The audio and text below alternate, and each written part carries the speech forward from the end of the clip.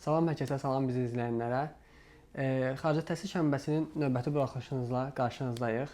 Əlimdəki mandarinlə bilirsiniz ki, artıq hansı təqaüd və hansı ölkə haqqında danışacağıq.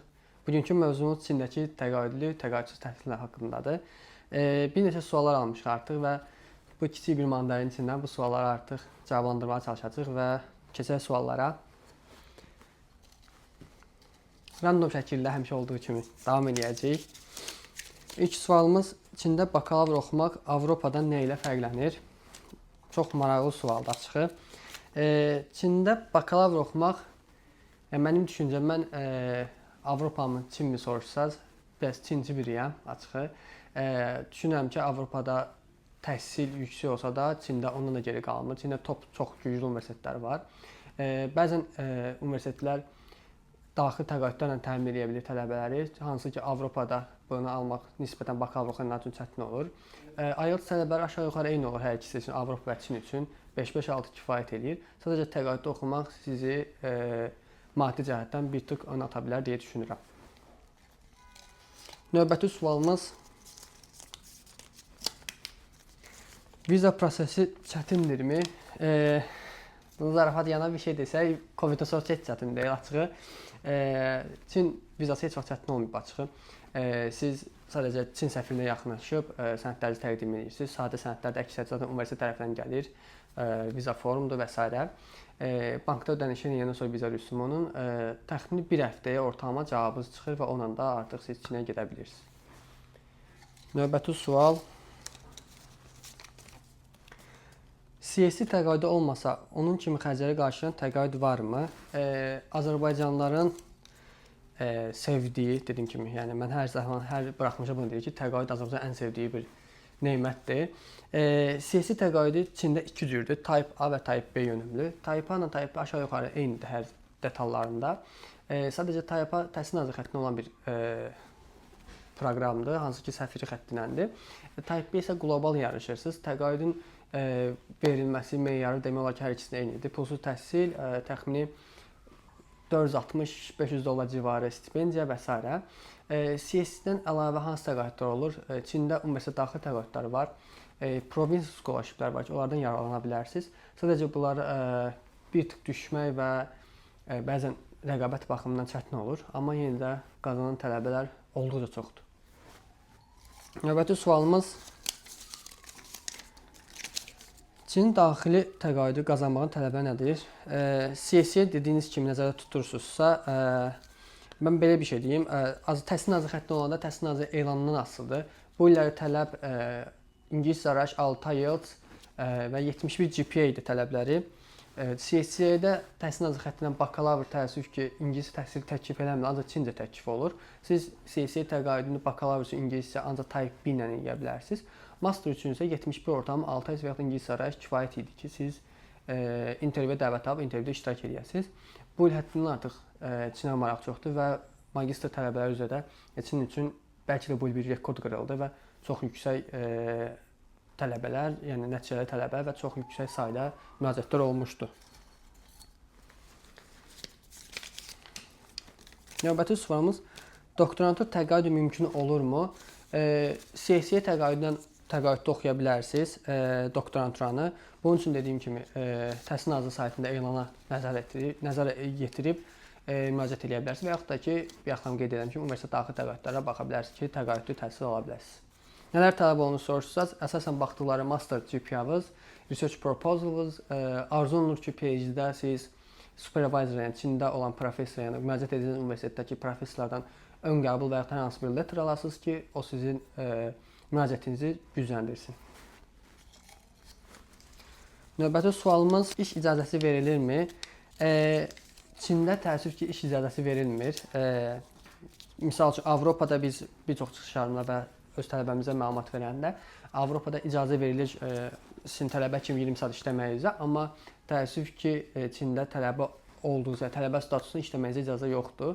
Yəni, işləməyi biz məsləhət görmür, çünki tutulduğunuz halda ekstra cərimələr və deporta qədər gətirib çıxarda bilir. Növbəti sualımız, Çində ingilis dilində psixologiya masteri mümkündürmü? Çində psixologiya masteri mümkündür.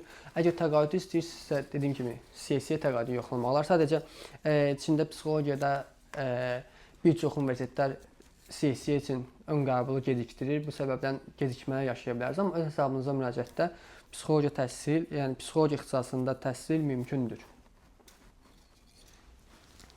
Sonda sizə qısa bir məlumat verəcəm təqaüd haqqında, nələr lazımdır və s.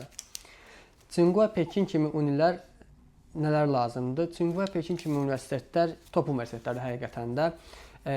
Biz bura digər universitetləri də mən şamil edə bilərəm. Şanxay Şiadong olsun, Fudan olsun və s. Bu universitetlərdə əsas tələb universitetdəki ixtisasa görə dəyişir. Çünki elə ixtisaslar var ki, ingilis tədris olsa da HSK-yə, yəni Çin dil sertifikatı tələb eləyir. Bəzən ciyərcimmət ola bilər ixtisasa görə tələblər, məsələn, bəzən biznes ixtisaslarında bu cimmət tələb olur.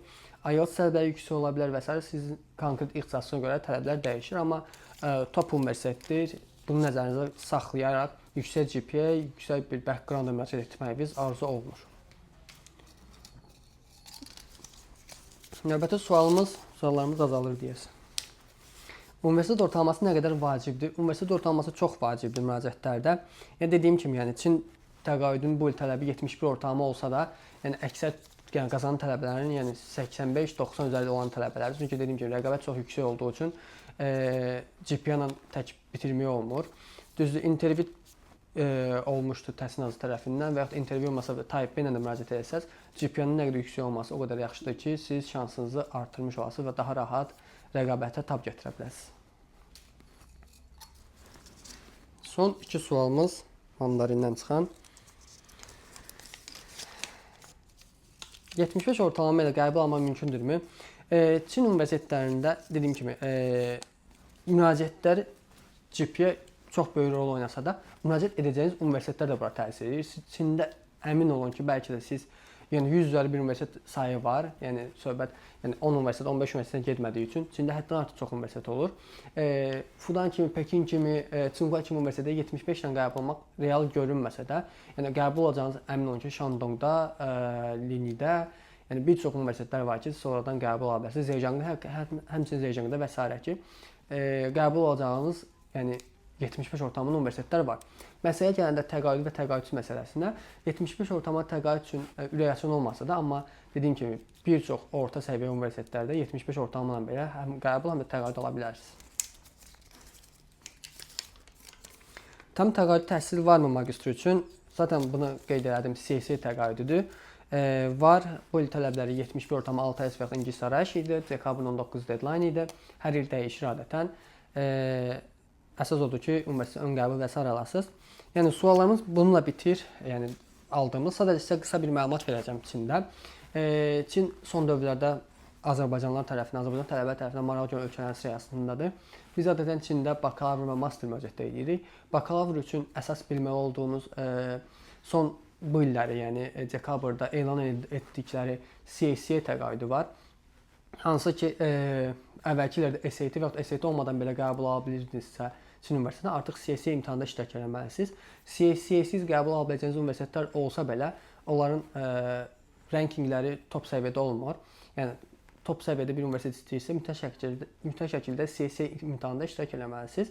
Oradan yığacağınız bala əsasən qəbul olub olmayacağınız bilinir. Ondan əlavə bakalavrlar üçün IELTS tələb olunur. Əgər 18 yaşdan aşağıdırsa, qəyyum Çindən tələb olunur.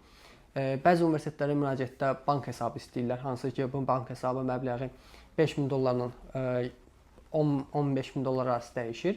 Yəni bu əsas bilinməyən sənədlərdir, çünki tipik hər kəs sənədləri bilir, arayış, transkript və s. Buna əlavə Çinə müraciətdə həm bakalavr, həm master üçün mütləq şəkildə criminal record, yəni məhkum haqqında arayışın alınması şərtdir. Bundan da əlavə ekstra ikinci sənəd kimi Çinin sağlamlıq haqqında arayışı var ki, onu mütləq şəkildə almalısınız. Bəzən tələbələr yanlışlıqla yol verir Azərbaycanın poliklinikalarından, tibb mərkəzlərindən forma 86 və s. alırlar. Yox, Çinin öz spesifik tələbi var. Mütləq şəkildə onu almağa çalışın və 10 olmalıdır ki, siz Çinə müraciət edəsiniz. Çünki Çindəki sənədlərdən ekstralar Avropadan fərqlənir, ekstra sənədlər. Bu səbəbdən onlara diqqət edin. Magistr üçün isə siz saydığım sənədlər lazım olacaq. Təqaüd istəyirsinizsə, Çin dövlət təqaüdü, ondan əlavə universitet daxil təqaüdlər, provincial scholarshiplər var ki, deadline qaçırtmadan müraciətlər edə bilərsiniz. Master üçün CSA ehtiyac yoxdur, çünki artıq siz master gedirsiniz. Əsas odur ki, background yüksək saxlayın. IELTS yüksək almağa çalışın. Buna əlavə isə yeni sualınız olarsa əlimizdən gələn yardım edəcəyik. Ümid edirəm ki, şablon da olsa arzularınız üçün olacaq. Uğur olsun.